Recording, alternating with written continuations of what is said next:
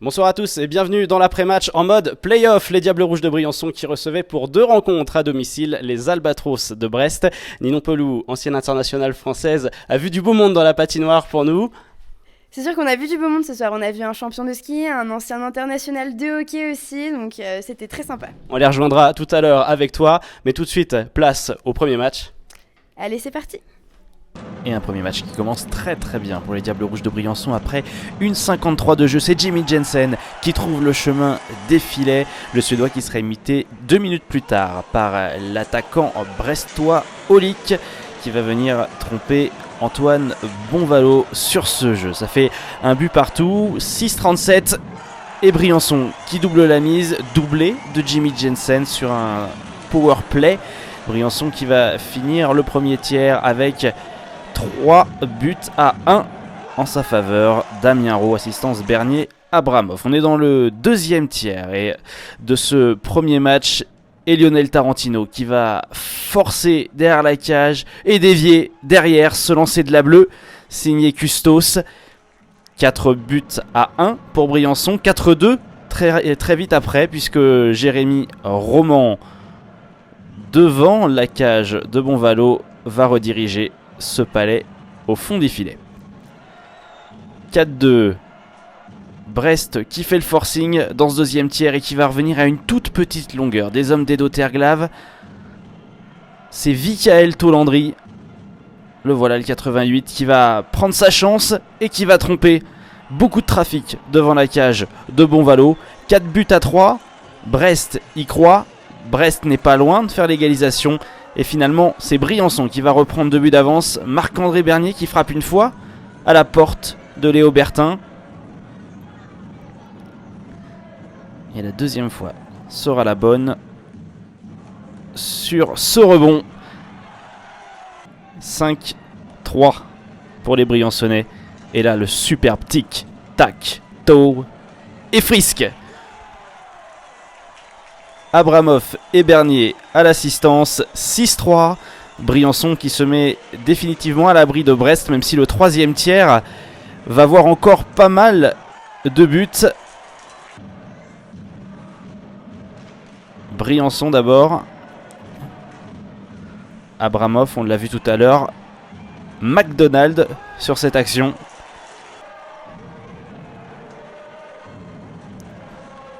Et Abramov pour un doublé.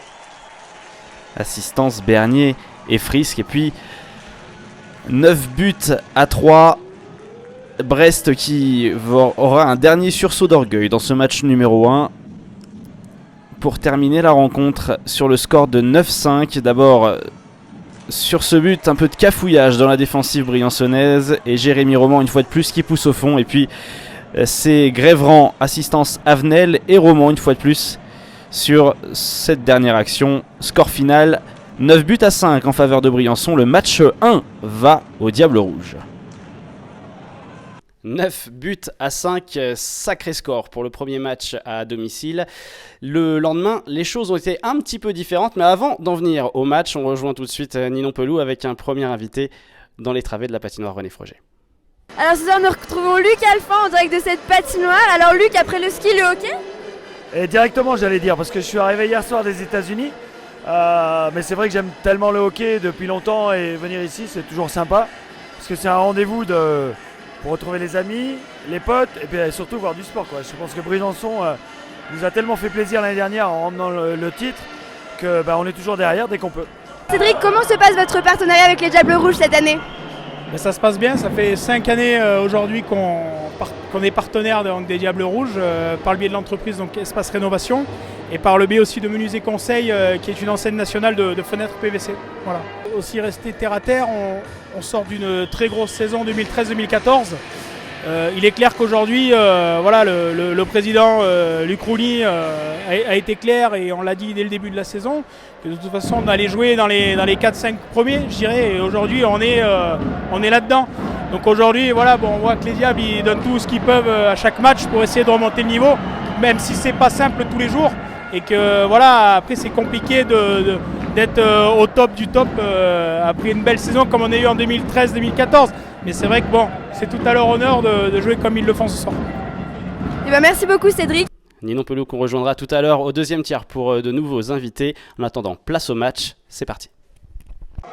Champion de France Junior Excellence 2015, les juniors briançonnais ont été remerciés en ouverture de cette rencontre. Des juniors donc qui joueront en élite dès l'an prochain pour représenter les Diables Rouges. Des Diables Rouges justement qui démarrent ce match avec des petites erreurs défensives comme celle-ci qui va coûter le premier but de ce match. L'ouverture du score, eh bien, elle vient de Brest avec Mautref. Briançon qui derrière va profiter de quelques powerplays pour porter le danger devant la cage de Léo Bertin, mais sans succès dans ce tiers numéro 1. Plusieurs tentatives notamment de la Bleue qui vont être repoussées par l'abnégation des joueurs de Sébastien Oprandi. Brest qui va terminer ce tiers donc sur un but d'avance et entamer le deuxième avec l'intention de faire le break. On s'échange les supériorités numériques. Super barré sur cette action de Shane Madolora. Et Briançon qui va une fois de plus venir frapper à la porte des Brestois. Match assez équilibré dans les deux premiers 20 entre les deux formations. Gros combat physique, on le voit sur ces images. Pas de voyage à vide. Bienvenue en play-off. Et à la fin de ce deuxième tiers, eh bien c'est toujours Brest qui mène sur le score d'un but à 0. Briançon qui se crée les occasions, mais qui n'arrive pas à concrétiser.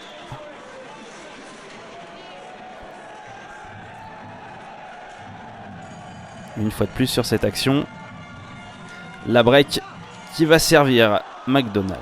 Quels sont vos ressentis après les deux premiers tiers de ce match ? Eh ben, c'est pas du tout le même match qu'hier soir. On voit que c'est toujours aussi serré, toujours 1-0 pour Brest. Le premier tiers, on n'est pas trop rentré dans le match. Le second, heureusement que Shane nous tient dans le match parce qu'ils ont eu quelques bonnes occasions. Et j'espère qu'on va arriver à débloquer tout de suite au début du troisième tiers parce que c'est un match extrêmement serré. Très bien, j'imagine que vous avez vu les Diables Rouges avant ce match. Dans quel état d'esprit étaient-ils ? Oh, ils sont extrêmement positifs. Alors peut-être nous sommes un peu laissés griser par la victoire hier soir, on ne peut plus facile. Mais bon, voilà, c'est un vrai match de play-off. Les play-offs, c'est jamais gagné. Une équipe qui perd un jour peut le lendemain se remobiliser et se vexer. Donc il faut qu'on soit extrêmement attentif pour essayer de remporter ce match. Alors Pierre Pousse, qu'est-ce que vous pensez de ces deux premiers tiers de ce match ? C'est dur pour Briançon. Brest a marqué et maintenant ils arrivent à faire déjouer Briançon. Briançon n'y arrive pas. Donc voilà, il reste un tiers. Brest n'a rien à perdre et on le sent. Donc voilà, ça va être un peu compliqué pour Briançon, mais je pense qu'ils ont les capacités de réagir. Quelles sont vos attentes pour ces championnats du monde cette année avec les garçons en seniors ? L'année dernière, on a fait quart de finale qui était une grande performance. Ça faisait 19 ans que la France n'avait pas atteint ce niveau. Maintenant, c'est toujours un peu pareil. Déjà, on va voir l'équipe qu'on aura parce qu'on a des joueurs qui jouent dans les championnats étrangers qu'on n'est pas sûr d'avoir, tel Roussel ou Bellemare. Donc à partir de ce moment-là, si on a ces joueurs-là, ça sera bien sûr bénéfique pour l'équipe. Et puis on va faire en allant, c'est-à-dire que la priorité c'est de se maintenir et puis après les résultats s'accumulant, on peut viser, on peut avoir des ambitions dans le championnat, mais c'est toujours un éternel recommencement. Il faut gagner les matchs les uns après les autres pour pouvoir avoir des ambitions. Très bien, merci beaucoup Pierre. Bon, il y a 1-0 seulement. Briançon joue un peu sous pression. Ce serait bien de pouvoir égaliser et de gagner le match parce qu'au moins ça clôturerait une petite série pour pouvoir avancer un petit peu.